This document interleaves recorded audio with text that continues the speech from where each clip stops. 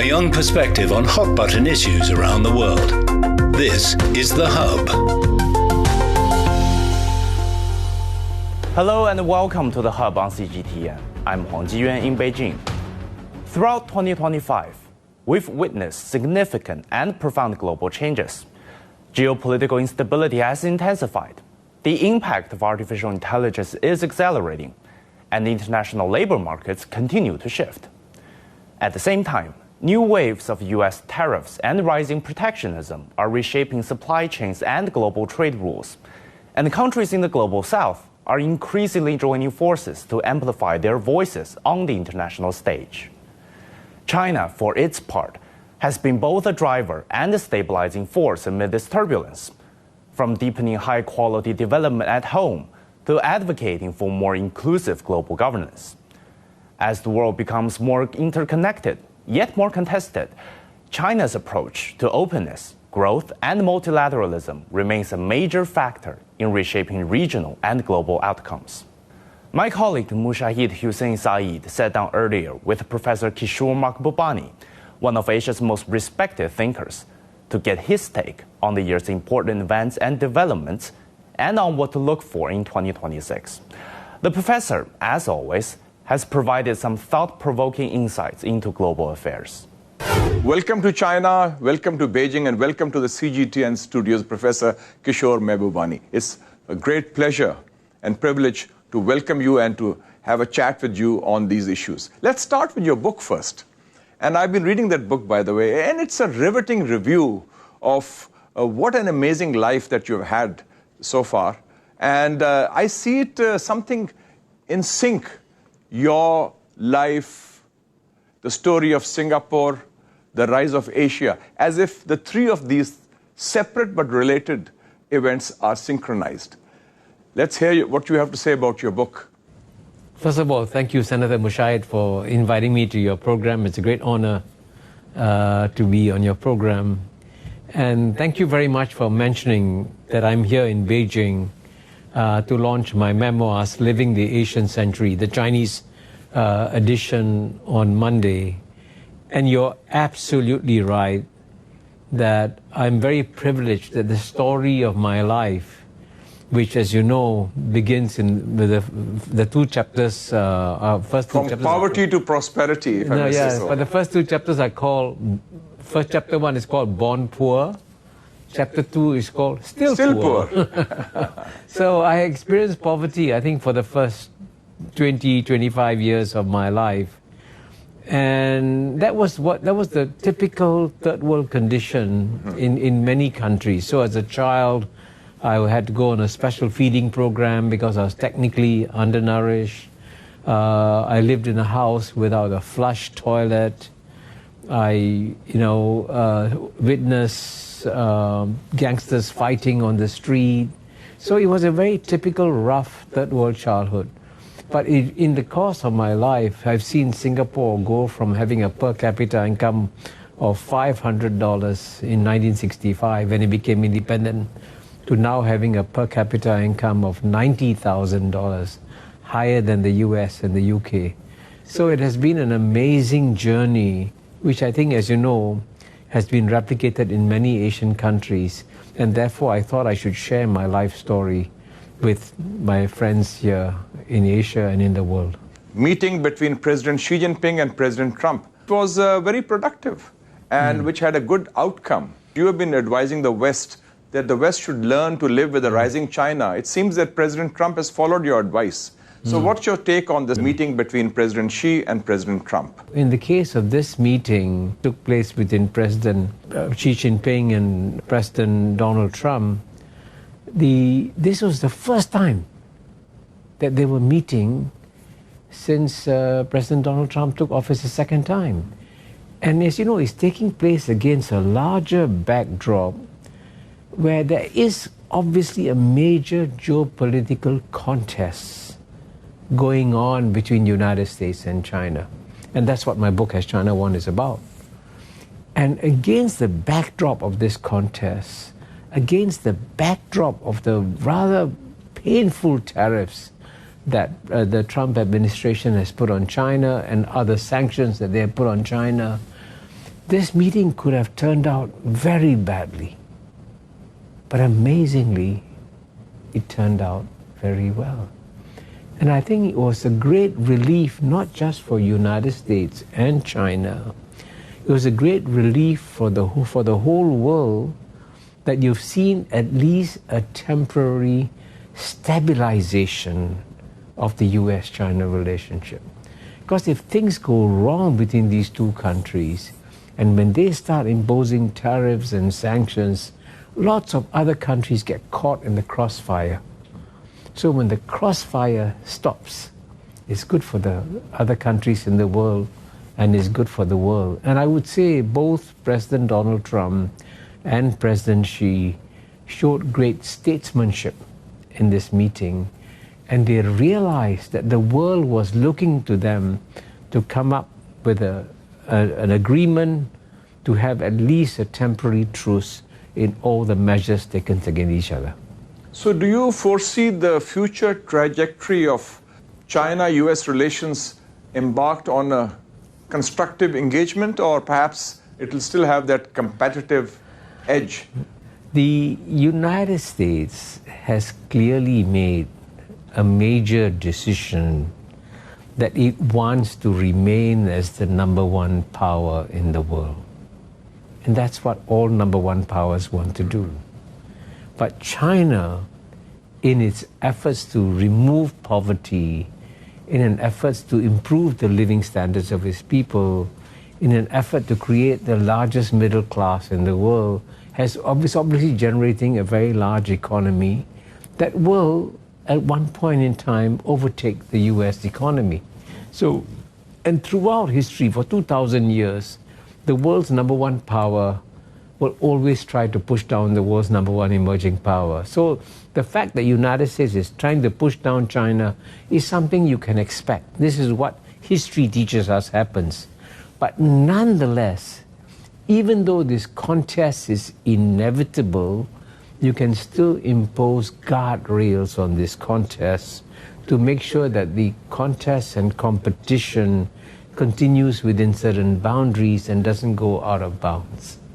So that, I think, is what we should hope for. The contest will definitely continue, but both sides should continue talking to each other face to face as often as possible, and then hopefully ensure that this competition remains within certain limits and bounds and not disrupt the rest of the world. So that's good if there are certain rules of the game at the international level between the two big powers, China and the United States. I think it's good for the region, good for world peace also. You have always been a strong exponent of the Asian century, even the book is titled that. And I think your prediction seems to be coming out correct about the Asian century, the way events are moving. So how do you view the emergence, the resurgence of Asia and the Asian century? What are the contours and how do you see it developing? Well, I can tell you that I have discovered accidentally that the world is preparing psychologically for the Asian century. Now, I say this because my 10th book is my memoirs. My 9th book was an open access book, and the title was The Asian 21st Century. Now, I asked the German publisher Springer, this is an open access book, free book, how many downloads should we expect? He said if we get 20,000 downloads, it's a very good result. But instead of there being 20,000 downloads of the book, there have been over 4.1 million downloads of the book in 160 countries. And to me, that's a signal. The reason why people were downloading the book and reading a book called The Asian 21st Century is that they realized that the 21st century is going to be the Asian century. And the data is very clear. Just to give you one example. You compare the size of the Chinese economy with the combined economy of the European Union, right? In 1980, when China started its reforms, Europe's combined economy was 10 times bigger than China. Today, they are about the same size. By 2050, Europe will be half the size of China. Can you imagine that? Europe has gone, in my lifetime, from being 10 times bigger than China to becoming half the size of China by 2050. Now, this is a major structural shift of power to Asia that is happening. So the power structure has come back with a bang back to Asia. You talking of China's rise, some in the West are a bit skeptical and critical. They say that China's rise, although it's very peaceful, China is probably the only country which has risen in the world peacefully, without any invasion or without any aggression or without any occupation or without any colonization. They say it's unfair, and maybe China tries to take advantage of the West. What's your take on that? Would you agree with that assertion? Well, I mean, you're absolutely right when you say that the West, especially the Anglo-Saxon media, has been very skeptical of the China story. Take, for example, this famous British magazine, The Economist. It's always a great fun to read The Economist. They're very witty and very clever. But they've had covers every few years saying, oh, the Chinese economy is collapsing, China has peaked, China is stagnating, and guess what? Decade by decade, China keeps growing. And the reality is that China's return of China has been one of the greatest modern miracles that we have seen. And you're right, it's actually quite remarkable that China's rise so far has been peaceful. China has not fought any major war since 1979, 46 years ago. When you compare China's rise with other great powers, like, for example, the United States, you see this is quite remarkable. Remember, Graham Allison has told his fellow Americans, please, please, don't ask China to be like the United States of America, because when the United States was emerging, it declared wars on countries, it declared war on Spain, and that's how the United States came to conquer the Philippines, right? So this shows you that China's rise is unusual, because here is the emergence of a great power that hasn't fought any major war for 46 years. You mentioned The Economist, and I think Economist is now also making amends, because last week, a few weeks ago, they had a cover story that on the trade war, they said China is winning the trade war. And recently they had another cover story. They said China, the scientific superpower. And they said the old science order dominated by the United States, Japan, and Europe is now coming to an end. So I think new realities are overtaking that. And coming to this relationship again with the US, I think there are also areas of collaboration. For example, artificial intelligence, digital economy, climate change. So would you focus that perhaps the principal proclivity would be more on collaboration or more on some sort of competition when it comes to the US in those areas which affect not just the US and China, but the world at large? Well, I think definitely there are many areas in which the United States and China can and should collaborate. In my book, as China Won, in my concluding chapter, the main thesis of my concluding chapter is that the United States and China should look at areas where they'll benefit by mutual cooperation. And certainly climate change is one of them. But there are other areas, and I'm glad you mentioned artificial intelligence. Artificial intelligence should never be put in charge of deciding when to start a nuclear war. That any decision to start a nuclear war should be made by human beings. Because as you know, if a nuclear war begins, it's not just China and the US that will be obliterated. All of humanity will be obliterated in a major nuclear war.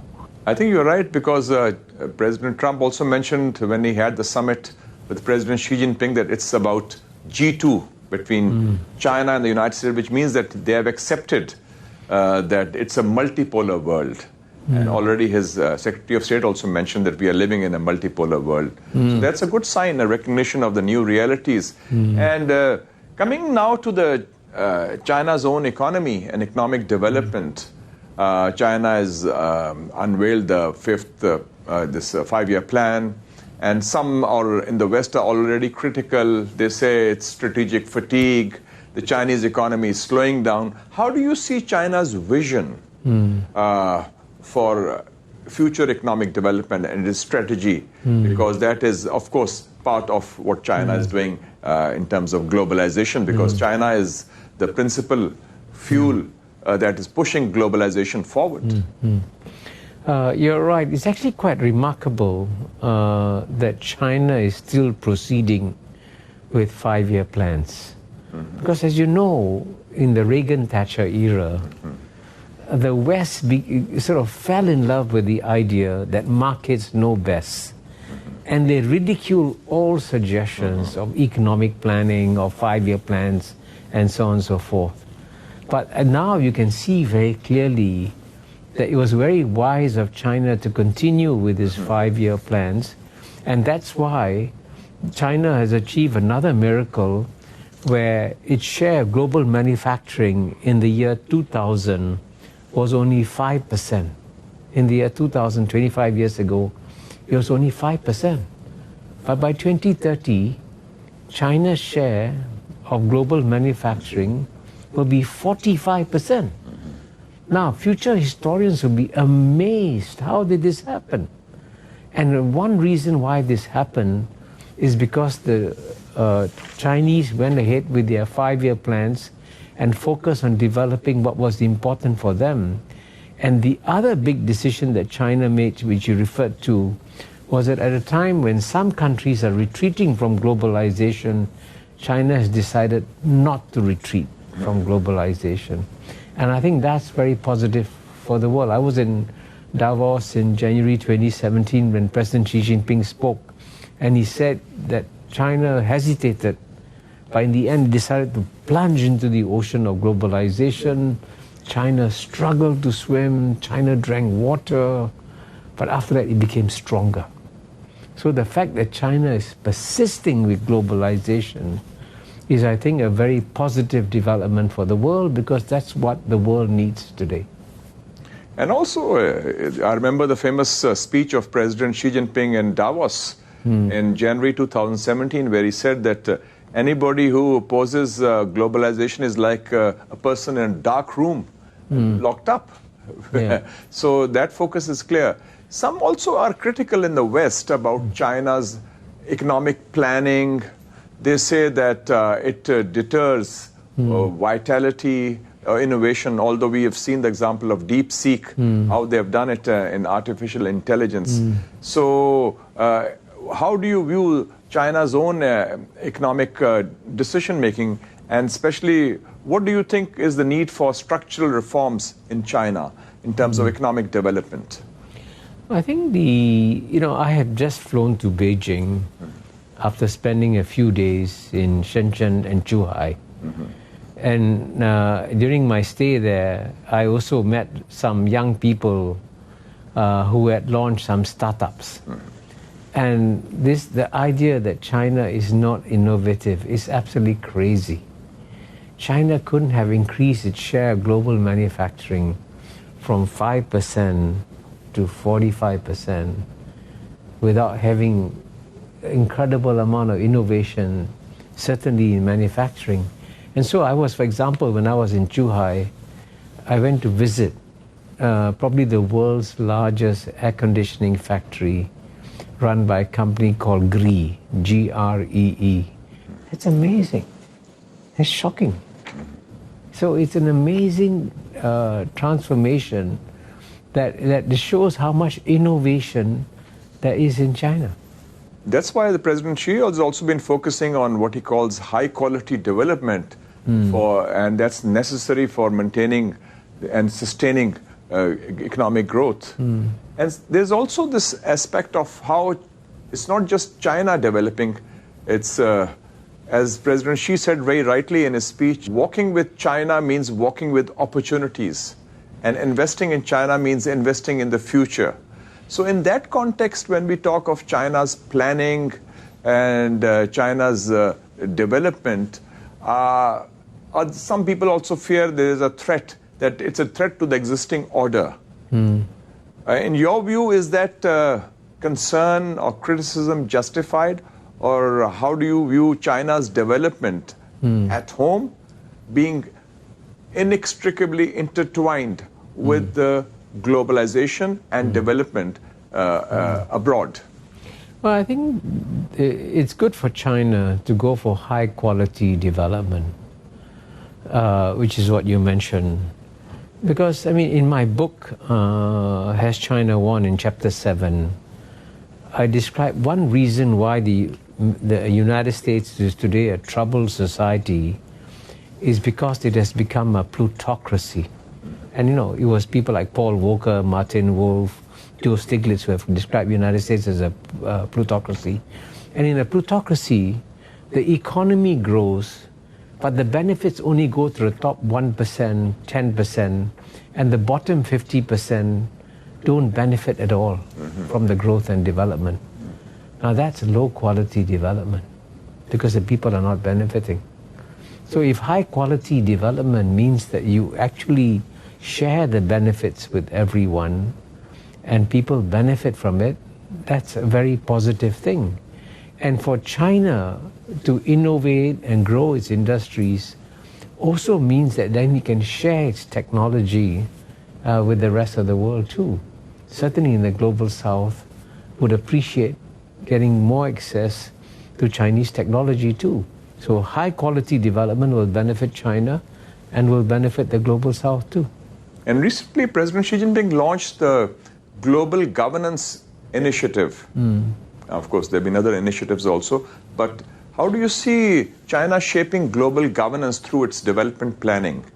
Because that is one of the important ingredients of China's development strategy. Well, I think it's very timely for China to launch a global governance initiative because, as you know, the world has shrunk. Effectively, as Kofi Annan said, we now live in a small global village. Now, when you live in a small global village, you need a village council. And the only global village council we have is based on the United Nations. Now, one of the most unwise things that the Western countries have been doing have been to try and undermine the family of United Nations institutions. And I know I wrote a book called The Great Convergence in which I describe how the West had unwisely tried to undermine institutions of global governance. So for China to come along today and say, no, we actually think in a small global village, we need to work together and strengthen institutions of global governance, that's an incredibly positive initiative. You're absolutely right. The focus on the United Nations as the centerpiece of the existing world order. But I'd also like to have your perspective on the changing world order, how the world is changing and how there is an inexorable shift in the global balance of economic and political power, slowly but surely from the west to the east. Maybe your final thoughts on that? Well, I think the shift of global power to the east is very real. And, I'll give you a simple statistic which will astonish your viewers. I come from Southeast Asia, ASEAN, Association of Southeast Asian Nations. And the European Union economy is 5 times bigger than ASEAN's economy. We are about 3.5 trillion, they're 17.5 trillion, right? But guess what? In the decade 2010 to 2020, ASEAN added more to global economic growth than the European Union did. In fact, the European Union is actually shrinking, sadly, So, therefore, this is one indication of how growth is happening, and what the rest of the world should do, therefore, is to find ways and means of engaging all the rising economic powers in this area and to work with them rather than to try and suppress the growth of Asia. With that, we come to the end of today's episode. Many thanks to our distinguished guest, Professor Kishore Mahbubani. 2025 has shown us how quickly geopolitical shifts, technological waves, and international trade rules are reshaping the world order. For the global south, This represents both challenges and potential new beginnings. As we move toward 2026, these forces will continue to intersect and evolve, and those who can grasp the trends may emerge stronger in a changing world. Tales of Chinese Children is a collection of fairy tales and fables written by Edith Eaton, one of the first Asian American women writers from the turn of the 20th century. Edith focused on children who were treasured, They are the sweetest gift of all. lost, Get away from me! Get away from me! or misunderstood My son, the evil spirit in your sister had almost lost you to me. in the complicated adult world, and much more. Search for Books and Beyond on radio.cgtn.com and all major podcast platforms to delve into an audio journey which allows the sound to linger around and above you for stunning realism.